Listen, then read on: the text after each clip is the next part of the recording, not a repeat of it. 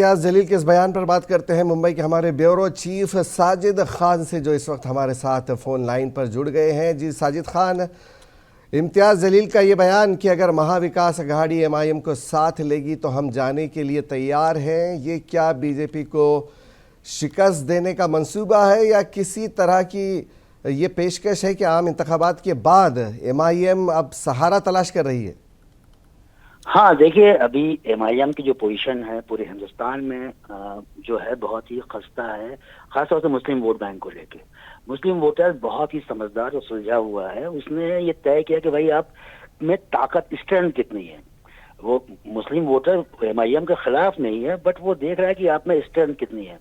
आप में स्ट्रेंथ है, आप बीजेपी को शिकस्त दे सकते हैं, तो लगता है कि नहीं है। तो इसलिए अब MIM की कोशिश ये है कि महाविकास अघाड़ी महाराष्ट्र में, महाविकास अघाड़ी के साथ अगर वो उनका टाई अप होता है तो जाहिर सी बात है कि मुस्लिम वोट जो है फिर MIM को भी पड़ सकता है जी। अदरवाइज ये बिल्कुल तय है कि महाराष्ट्र में अगर MIM अकेले चुनाव लड़ती है तो उसको मुस्लिम वोट्स मिलने के चांसेस बहुत ही कम है, क्योंकि मुस्लिम वोटर्स, ये सीधी तौर पर उसकी जो मुस्लिम वोटर्स का जो एक सेंस है, वोटिंग सेंस है, वो सिर्फ ये नहीं है कि आप बीजेपी के मुकाबले कितने मजबूत हैं जी। तो अब MIM यहाँ पर इतनी मजबूत नजर आती नहीं है, तो जाहिर सी बात है कि मुस्लिम वोट जो है उनके पास MIM को नहीं पड़ रहा है।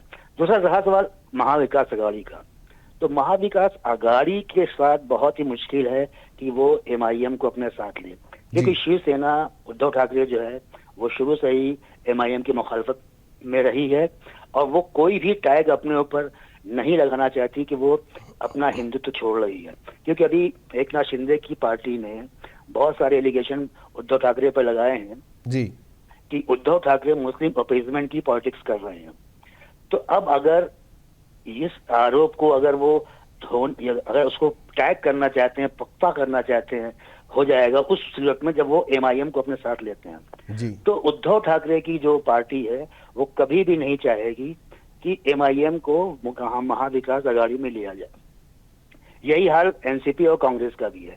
कांग्रेस भी शुरू से ही वो जिस तरह की पॉलिटिक्स वो कर रही है कि धर्म के आधार पर राजनीति को उसने अवॉइड किया है, और महाराष्ट्र में भी यही है कि ऐसी किसी पार्टी जो धर्म पर आधारित हो और किसी एक मजहब की, एक धर्म की नुमाइंदगी करती हो, उसको उन्होंने अपने साथ शामिल करने से परहेज किया है।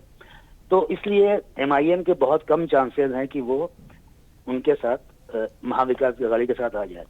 अब मुश्किल ये है कि MIM की जो एक इमेज बनी थी बहुत पहले, जब मुंबई से उनके MLA भी जीत के आए थे, वाइस पठान, लेकिन बाद में नहीं जीत पाए, तो अब मुसलमानों को लगने लगा है कि हमें ऐसी पार्टी के साथ जाना चाहिए जो पूरी मजबूती के साथ लड़ सके और वो कामयाब भी हो। तो इसलिए MIM को बहुत मुश्किल है कि महाविकास अघाड़ी में कुछ जगह मिले। साजिद, क्या अब MIM में इतना दम नहीं रहा कि वो खुद इलेक्शन अकेले लड़ सके? क्या वो अपना एतमाद खो चुकी है? आम इंतखाबात में हमने देखा है कि MIM कुछ खास नहीं कर पाई है।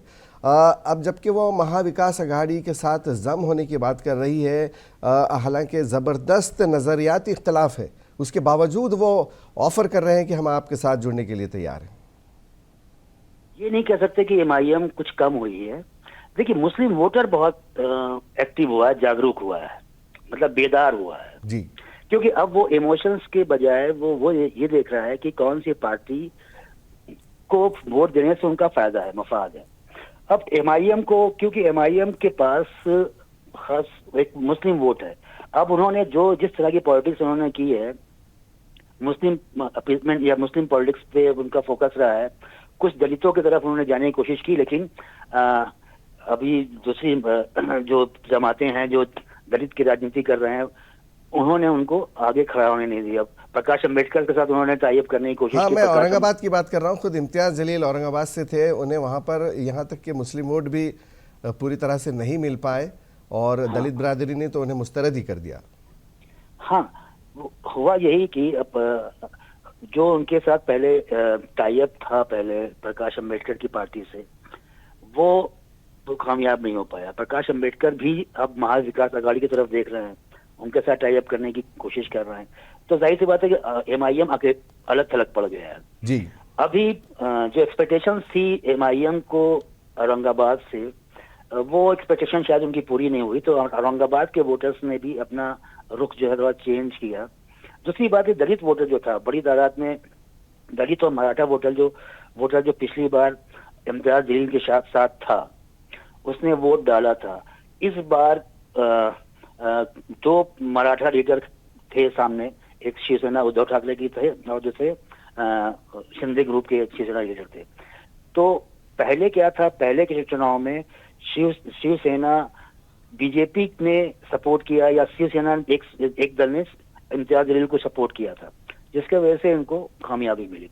लेकिन इस बार ऐसा नहीं हो पाया। इस बार मुकाबला शिवसेना वर्सेस शिवसेना था, तो इम्तियाज जलील को इतने कामयाबी नहीं मिल पाई। लेकिन हाँ, ये है कि एमआईएम औरंगाबाद या कुछ जगहों पर एक मजबूत पोजीशन में है। असेंबली इंतखाबात में शायद उनको महाराष्ट्र के कुछ जगहों जी पर जी उनको जी। अपने दम पे कामयाबी मिलने में मतलब कामयाब हो सकती है। चलिए, ये तो आने लेकिन वाला अब वक्त बताएगा। बहुत बहुत शुक्रिया इस पूरी मामले पर बात करने के लिए। थे हमारे ब्यूरो चीफ साजिद खान, जो हमसे बात कर रहे थे इम्तियाज जलील के उस बयान पर जिसमें उन्होंने महाविकास अघाड़ी से जम होने की बात कही।